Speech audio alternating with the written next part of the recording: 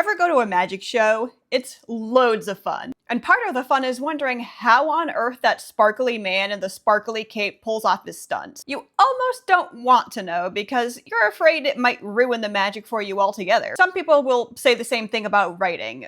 They liked reading better before they took a peek behind the curtain, so to speak. But does knowing how the magic is done really ruin the trick?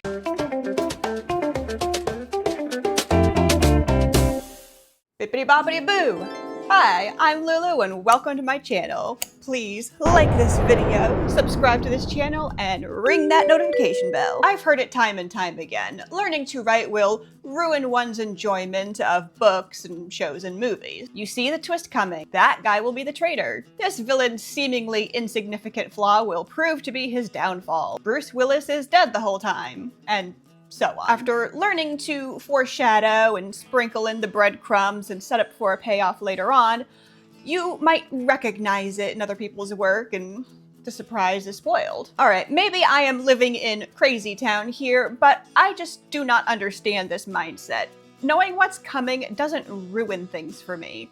I mean, why else do we rewatch our favorite films and reread our favorite books a million times and then a million times again? After watching The Prestige the first time, we go back a second time knowing what's gonna happen, but we find out that the second watch is an entirely different experience. A mind-blowing one. Although they shocked the world when they first happened, we all know by now that Snape kills Dumbledore and that Vader is Luke's father, but we stay glued to the screen or to the page in anticipation as the moment draws nearer. We all probably have our favorite sick movie too, you know? The old childhood favorite you put on every time the sniffles hit, and you just need to crash out with something comforting and familiar. Heck, I could quote Predator, The Princess Bride, or the entire Lord of the Rings trilogy from memory, but if someone turns on any of those movies, I'm making popcorn and flopping down in front of the TV. So why do so many people hate knowing what's coming in something new?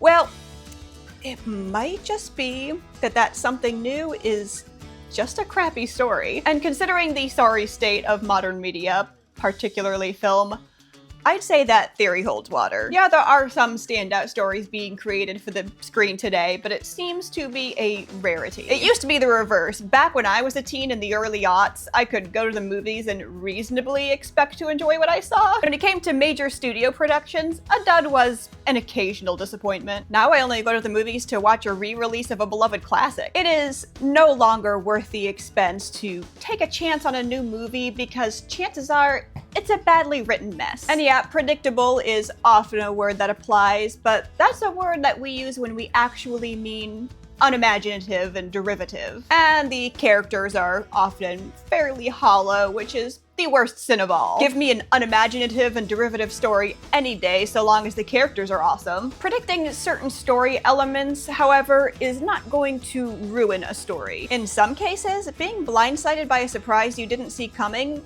proves to be nothing more than cheap shock value that had no proper setup or satisfying payoff. Other times, stories that go in the exact direction we predicted they would turn out to be some of our favorites. I mean, yeah, we all know the good guys will win in most stories. Good will triumph over evil, the villain will get his comeuppance, the king will reclaim his throne, and order will be restored. We are not surprised by these turns of events. That doesn't mean we won't enjoy watching how it all unfolds. I mean, it's what we wanted all along, and these stories give it to us in spades. And I will gladly reread or rewatch them a million times and then a million times again. So no, knowing how the trick is done does not spoil the magic. It expands it to new heights, and better yet, it opens it up to laymen like you and me. Now, we can all learn to astound our audiences. But that's just this writer's opinion. What about you guys? Do you think that learning how to craft the story has spoiled other stories for you now? Has peeking behind the curtain ruined the mystique that movies and books once had for you? Or does knowing how the trick is done offer you a whole new exciting experience when enjoying these stories? Whatever your take, drop your comments down below. Like this video, subscribe to this channel, and ring that notification bell, and I will see you in the next video.